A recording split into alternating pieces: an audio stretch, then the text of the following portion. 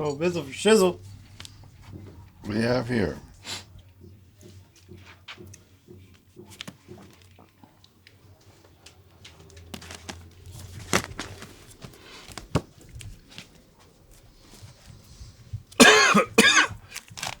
I didn't know there were so many albums on the doors.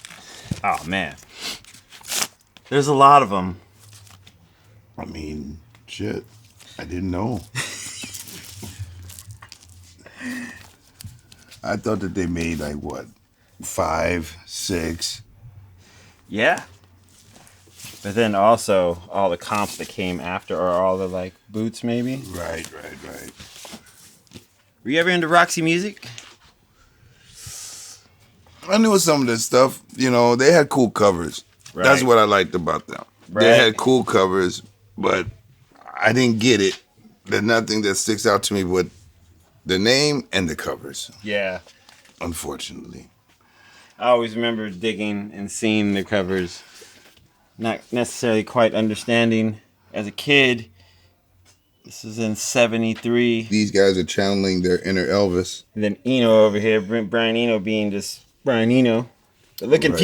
future Elvis though, right? Right. But I guess That's cool. I mean, but this is what I love about the things with vinyl is that, you know, you are able to do shit like this and, you know, art and stuff like that. You could see it like life, you know, like up there. In front of you. Like this yeah. This is like when you could gatefold albums and then that's the exact full cover. So you can see it and That's you like can really, it's hard. It got hard to do that with the CD cover and much less now with the digital PDF. Booklets, right? Yeah, digital booklets, you know. Do you ever, when you buy a record off online, do you ever look at the digital booklet, or is it just kind of a frustration? I have. No, and then I wound up getting frustrated. Yeah, right? Because it's like, you know, they're missing the whole shit about it, you know. It just looks like it's really rushed, like, oh, well, let's just do scans of this, and they don't make it like something interesting, like way more interesting, interactive or something, you know what I mean? The minutes in my life and sometimes hours that I would spend getting a record that I like and just studying it and just looking at it and figure everything is here for a purpose. Like this 9 Inch Nails record. It may look kind of minimal, but it all means something. This is all his interpretation of. You know, it's really, it's cool, you know what I mean? And you're able to really think about what you wanted is your cover and your art piece, you know what I mean? Now you could just basically white label it. Yeah, right? And that's it. I mean, look at how Kanye West is kind of like doing his last couple ones. It looks straight like CD, like actual CD or, you know, thing like that. So. Or the blue records. Yeah. For the why have a photo shoot? You know what I mean? Don't need it. Yeah. Slap some shit on there. But for me, this was a cool thing about the records and with the booklet, like. And then you can get like these booklets like that and say like, oh man, this is really, really cool. Like, you know, I fucks with that. Yeah, man. And plus it's like there's something cool about reading lyrics that big as opposed to like on your phone and you're just.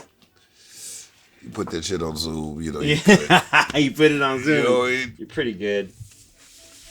Do you remember the first record that caught your attention as a kid, or that when you were discovering music, one of the first records that,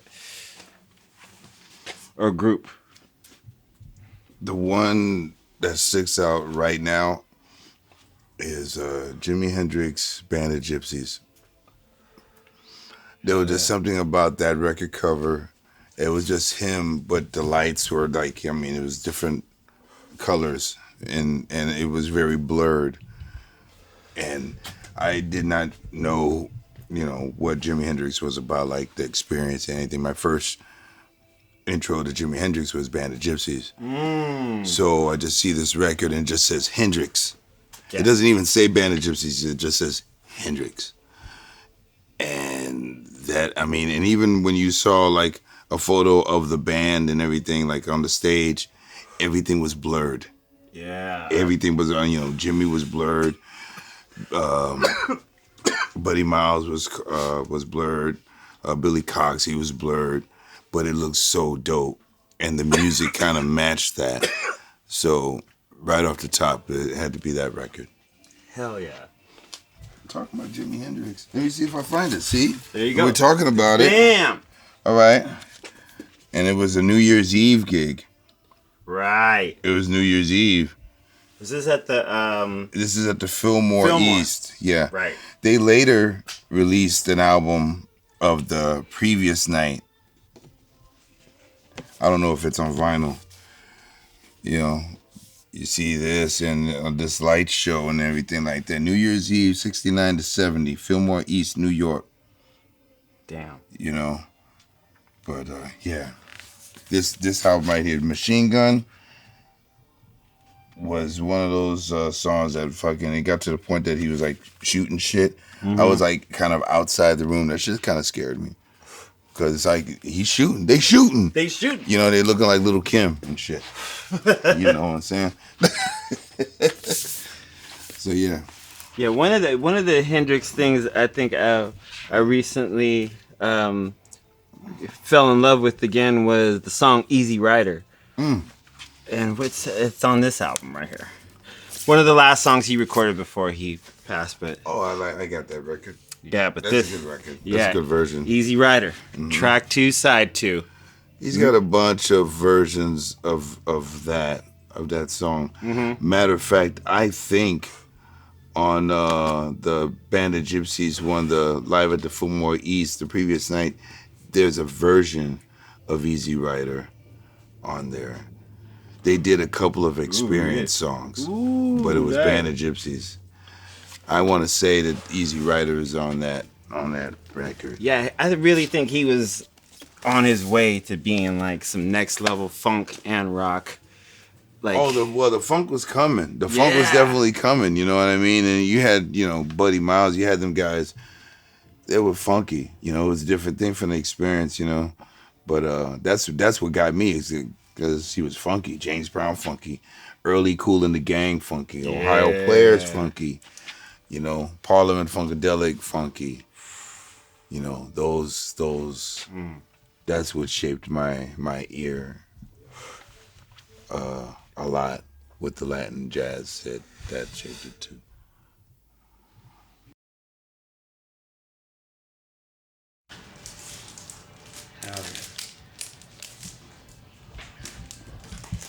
And I was shit, like when I was in grade school, when we would have like little class parties, everybody would like bring some records, to be able to jam on the turntable. I remember that. And a lot of these old records like Brick, Norman Connors, Michael Henderson, Shadrach. Wow. Natalie Cole and Pablo Bryson. Man, my brother was the biggest fucking Pablo Bryson fan because he had all the ladies, man.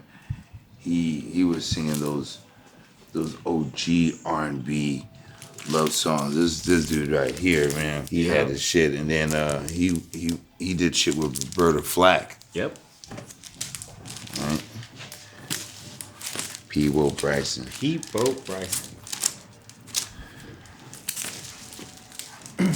I remember my mom always bumping this. Oh, Barry White, yeah. You couldn't go wrong. He was dope. I mean, he was an orchestrator. He knew how to put all that stuff together, and he had that voice. That was, it was lucky me that he had his wife in his band, because if it was me and I was on the solo tip with that voice, yeah, baby,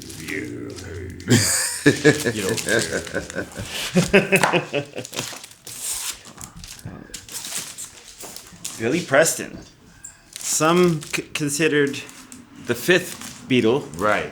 Because he was brought in at the end of the Beatles when they were doing Abbey Road and doing Let It Be. Like, they brought him in, he eased the tension between them all, and everyone loved playing with him. A lot of people don't know that, When he came out with like his solo stuff, I had no clue about the Beatles. I came to the Beatles late. My first record of the Beatles, knowing about the Beatles, was Abbey Road. Oh wow. I didn't know anything before or anything like that. I thought it was just a cool record cover and a cool label. I was into the way labels looked. Yes.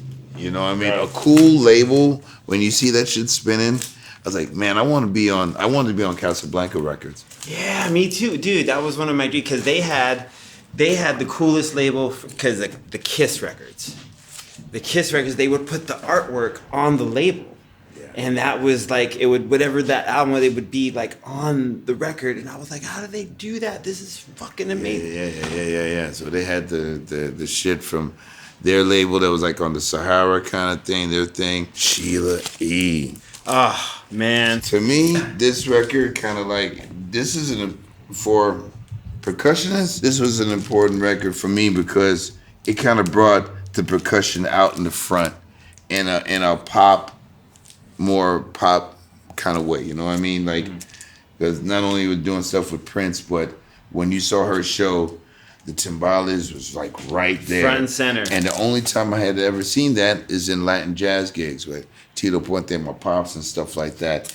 So that gave me the incentive like, yo, you can front a band as a percussionist. Yeah. Like in a pop format. And she's dope. She was dope. She still is. Still is. You know what I'm saying? You heard this? Look at that. Come on now. There's a thing about this record. There's a pressing that happened the first run where Jesse Johnson is credited. But when Jesse Johnson had left, after he left the fold and Purple Rain and all that came out, Prince had him erased. Oh, wow. Like, because he had songwriting credit and he had production, like co-produced credit. And yeah, this must be post because he is not on here. So yeah, Wow. if you guys are into digging and looking for certain pressings, if you find the one that has Jesse Johnson's name on it, That's got to be like the very first pressing. very first pressing. Wow. Interesting. Didn't know that. But this record to me, yeah, also was very influential because it was not only was it a Prince thing, but it was also, I don't know, just that like Shortberry Straw Cake. Yeah. Man. Woo! That one right there, though. All right, now check this out. Now, my dad eventually got a couple of records out on Columbia Records. Every month to the house, we'd get promo records. All the new shit or whatever I asked for, you know. She was very nice to me, this person over there. And I got all the Earth, Wind, and Fire shit. So, like, when this dropped, right before this dropped, I remember this album. I was like saying, whoa, they had some dope-ass record covers. Yes. You know what I'm saying? They had their imagery. They had their shit, their concept. It's like, yo, these guys are fucking doing something. Their shows were off the hook. But this was a fucking dope-ass record. I actually listened to this all the way through the other day at the house. Just, picking through shit. Yeah. Dope shit. What was your first rock album you remember digging? Coming from, I know you came from, funk, soul, Right. jazz, Latin jazz, and, hip hop, but also we came up, in our age, generation came up in where, rock was heavy and prevalent. What was one of the first rock albums you remember digging? AC/DC, Back in Black. Hell yeah. I didn't know like a lot of the rock groups until I was in high school. I went to a Catholic all-boys high school, but this was before we had to wear uniforms. Remember the first time you heard this album? Yeah. I came to these guys a little later, and the reason I got into these guys is because I was digging for samples. There's this Jungle Brothers song, I could feel it, dun, dun, dun. But it has Black Sabbath, the first album, drums for From the Wall of Sleep, Behind the Wall of Sleep. And I started digging for more Black Sabbath, and I started like, whoa. If you've never listened to any Black Sabbath album on vinyl, smoke one or not. And then just listen to it. Wow. Yeah. Dude, speaking of, 50th anniversary, by the way. Yeah. That right there was the Beatles, and I thought that shit was just like, is that Dear Prudence is on that? Prudence is on White Album. But after hearing that, then I kind of, that's why I like Beatles, later Beatles. Yeah. Dear Prudence is funky. Yes. Paul McCartney and Wings, they had some funk in their shit, you know? Oh, yeah. But the Beatles, it was just like, that was just like so, it was just so cool to me. Yeah, there's a song on here that really, You Never Give Me Your Money. You never give me your money. But this whole side too is an entire, like I think it's all one song. Yeah, it's all like continuous. That's it's right. all goes right into another. But then with the end, it just ends with that groove. Mm-hmm. Man. And then also She's So Heavy, which is kind of predating anything else heavy at that point. Like as far as like they were really going for distortion and just that groove. Dun, dun. But see, that to me, that qualified as funky. Yes. Oscar Peterson, John Luke Ponty. This motherfucker right here, I don't know if he hip to John Luke Ponty. Okay. He has some crazy lines, crazy ill shit. Sampleable, and scratchable, like as far as lines. Picking up lines just to cut. John Luke Ponty. Ooh, okay. I mean, this is heavy shit. This is like someone on some jazz fusion shit. So, you know, you may get it, you may not. But he was a dude that he was dope. And plus he had some cute daughters. I went to school with one of them and she was kind of... Oh, wow. This right here, maybe not this record, but this lady right here, Mary Lou Williams, is the one that gave my dad his name. No way. For real? He wasn't going by Bobo yet. My dad was 14. And story goes that she said, well, what's your name? William Correa. He says, doesn't really have a ring, you know, even Willie, she's like, Willie Bobo, that's you, Willie Bobo. And that stuck. So it's because of this woman right here, that was my dad got his name, which then I got my name. Hell yeah. That's dope.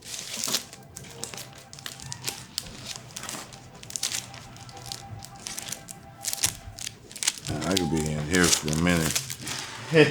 See, this is the thing that I think some of the new school, they don't understand. Like the beauty that's like coming in here and you're digging, you feeling this, and you can see like the artwork. You know what I mean?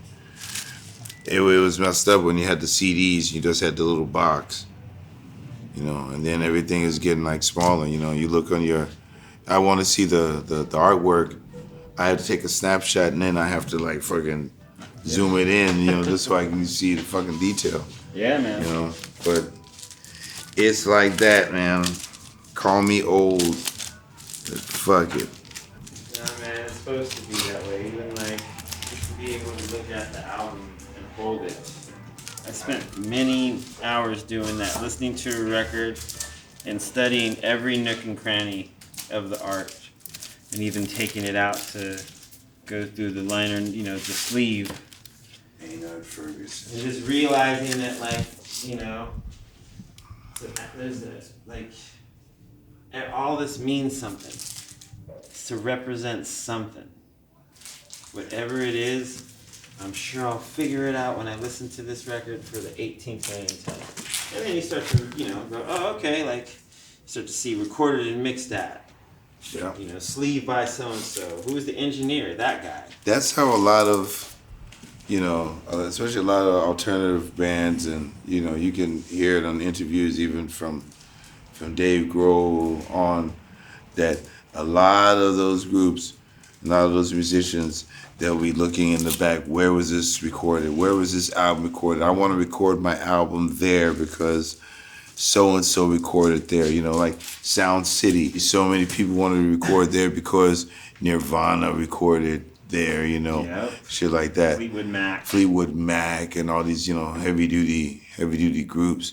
And it wasn't like it was so glam of a studio, but there was just something about the equipment in the room and stuff like that. So, you know, people were digging, and there was so much information that you can put. I mean, in the old days, they were fucking putting liner notes. Like, for example, you know, a lot of the jazz records, they'll give you a story about every fucking song. You know what I mean? They'll tell you what the musicians were and everything like that, who mixed it, whatever, but you get a little thing about it. You know what I mean? You get a chance to talk about it. A lot of these jazz records are like this. Yeah, the Miles Davis Carnegie Hall. A lot of these. So you had this piece and you're reading and you're learning about the shit. Like this has like reviews of the show. You know, Davis played some of the wildest free swinging jazz this reviewer has heard from his horn in many a moon. Yeah. Like, so if you want to hear that, that's, you know, so that's actually pumping you up as you read. Exactly. To go, oh, man, what? Everyone's saying on this is, man, I got to get this record. You know, and like, you know, and you have a lot of live records like this. Concerts by the Sea was a club in Redondo Beach, California. I used to play here a lot. This club let me play, and as long as I didn't go to the bar, had to get permission from the Musicians Union to be able to play here. Wow. But in this place, I was able to see groups like Tito Puente, Roy Ayers, Crusaders, a lot of these fucking groups. And it was a downstairs club. You can, it's dope. Dope times. Like this classic ass record, Sketches of Spain. There you go. But right here, there you go. It's got a description to lead up to you, and oh man, you basically get like a mini book with it. Exactly. And it's on the album cover, so you can read while listening to it and just kind of pick up everything. Exactly. You know, later on, as that started to get like passe, then people really didn't put it, but all the old ones, you know, if I would say from up to like 72, this is what you were getting with the jazz records. But it was so cool. And, you know, even if you knew the artist, they talked about the album, just pumped up the album. I know Bowie's such you know, he's got such an illustrious career. He's got such a super long career. Is there a record that you jumped in on? I bought one Bowie record, and that was the album that he did on RCA. Well, it was released on RCA, Changes. Yes. Where his face is on the cover. I bought that record that had Fame on it, that had Changes on it. And I first saw him, he was on Soul Train. Right. That's when I saw, like, and Fame, that shit was funky. Any group, white, Latin, or whatever, that came off to be funky to me, I gravitated to that shit. Boz Scaggs, Lowdown. Chicago. Early Chicago. Yeah. Not the later. Not you the know, not the 80s. Not when Peter Cetera was still in. He was in the background. He was still in the background. yeah. He wasn't. Yeah, he wasn't. He didn't come up to the front. You know, to sing those songs that you hear on the coast. You know what I mean? On the radio station, the coast. Love songs on the coast. Oh man, on the coast. Though. You know.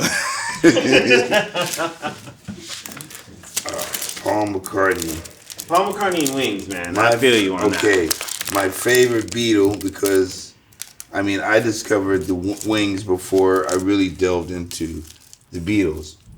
But, like, this is a good, like, Wings introspective thing right here. Hits in history. I mean, Letterman, he had hits. He had hits. Live and Let Die. He had hits. Yeah. Let Him In. Let Him In. Silly Love Songs. Shit. Yeah, silly love songs. Even Christmas time. Yes. Simply happy. You will hear that every Christmas time forever. And it's funky. Even the song that he did with Stevie Wonder on Tug of War.